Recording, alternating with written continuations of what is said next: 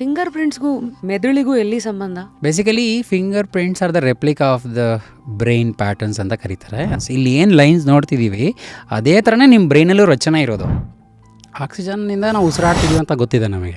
Oxygen ಏನು ಕೆಲಸ ಮಾಡುತ್ತೆ ಅಂತ ತುಂಬ ಜನರಿಗೆ ಗೊತ್ತಿರಲಿಕ್ಕಿಲ್ಲ. ಎಲ್ಲ ಎಷ್ಟೋ ಜನ ಸೈಂಟಿಸ್ಟ್ಗಳಿರ್ಬೋದು, ಡಾಕ್ಟರ್ಸ್ ಎಲ್ಲ ಇರ್ಬೋದು.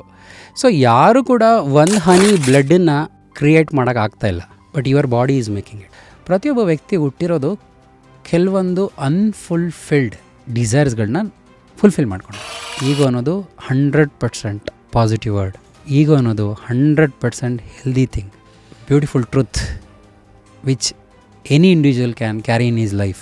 ನನ್ನ ಟಯರಲ್ಲಿ ಎಲ್ಲಿ ಪಂಚರ್ ಆಗಿದೆ ಆ ಹೋಲಿಗೆ ನಾನು ಪಂಚರ್ ಆಗಬೇಕೇ ವಿನಃ ಇದು ಎಂಥ ಬ್ರ್ಯಾಂಡೆಡ್ ಕಾರ್ ಯೂಸ್ ಆಗ್ತಿಲ್ಲ ನಾನ್ಸೆನ್ಸ್ ಅಂತೇಳಿ ಕಾರಿಗೆ ಬೈಕೊಂಡು ಕೂತ್ಕೊಂಡ್ರೆ. ಆಗಲೇ ನಾನು ಹೇಳಿದೆ ನಿಮಗೆ, ಯಾವ ಮಗನೂ ಕಾನ್ಸಂಟ್ರೇಷನ್ ಕಡಿಮೆ ಇಟ್ಕೊಂಡು ಹುಟ್ಟಕ್ಕೆ ಸಾಧ್ಯನೇ ಇಲ್ಲ ಜಗತ್ತಲ್ಲಿ. ಅದೇ ರೀತಿ ಯಾವೊಬ್ಬ ವ್ಯಕ್ತಿನೂ ಕೂಡ ದಡ್ಡಾಗಿ ಹುಟ್ಟಕ್ಕೆ ಸಾಧ್ಯ ಇಲ್ಲ.